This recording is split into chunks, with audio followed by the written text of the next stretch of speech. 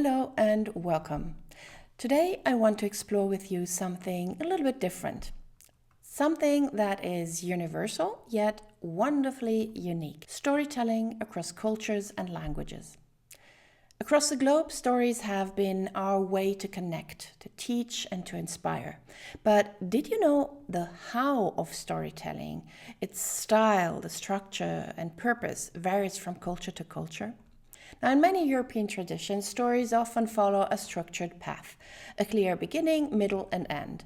Think of the Grimm's Hänsel and Gretel, a tale of children lost in the woods, facing trials and finding resolution. Now, the plot unfolds sequentially, teaching resilience and moral lessons. Contrast this with Alice in Wonderland, where the structure feels like a dream. Lewis Carroll's whimsical narrative meanders, reflecting a world where logic is turned upside down, a hallmark of English literacy traditions that celebrate wit and imagination. In Indian epics like the Mahabharata, storytelling takes on a layered approach. It's not one story, but many interconnected ones with lessons embedded in each. This reflects a cultural value of seeing the big picture while appreciating every small detail. Now, symbolism is central to storytelling in many cultures. For example, Pinocchio, the wooden puppet who longs to become a real boy, is more than a tale about adventure. It's the metaphor for growth, morality, and becoming human. Similarly, in Chinese folklore, stories like the cowherd and the weaver girl symbolize love and perseverance against impossible odds. These tales weave rich metaphors into their narratives, inviting listeners to think deeply about life and its challenges. Now, have you ever listened to a story that felt like it was taking the scenic route? In Arabic storytelling traditions, such as 1001 Nights, every detail matters. Shehrazad's tales like Aladdin and Ali Baba and the 40 Thieves unfold gradually, with each twist adding layers to the story.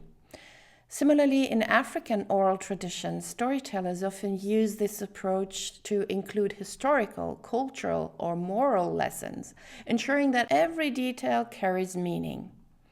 The journey itself becomes as important as the destination. Now let's consider cultures that value brevity. Japanese storytelling, forms like koan, that's short Zen parables, cut straight to the moral or lesson.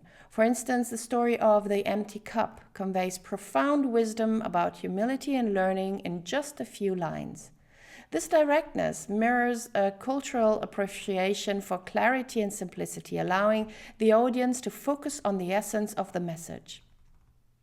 Now, indigenous stories from Australia often embed lessons about the land and environments, teaching listeners to respect and coexist with nature. For example, Dreamtime stories explain natural phenomena while passing on values. In Korean folk tales like The Tiger and the Persimmon, humor and irony are used to entertain while revealing cultural truth. Meanwhile, Mexican legends such as La Llorona carry emotional depth, exploring themes of love, loss, and redemption. Now, storytelling is an art shaped by our languages, cultures, and histories. So whether you're weaving metaphors like in Chinese folklore, or painting vivid details like in African tales, or teaching moral lessons like in European fairy tales, for example, the stories we tell reveal who we are and where we come from. When our children are familiar with multiple ways to tell stories, it can happen that they prefer one style over the other, and that they adopt it for the other languages too, which can sound odd for the listener. If I tell a story in German following the Arabic way, my listeners might feel puzzled, disoriented. And the same would happen when I tell a story in a Japanese way when speaking Arabic. So the next time you tell a story or your children tell a story, think about the traditions and perspectives you bring to it. I would invite you to ask your children how they like to tell stories, if they like to share many details or maybe metaphors, or do they rather prefer getting straight to the point? And what style of storytelling is your favorite one?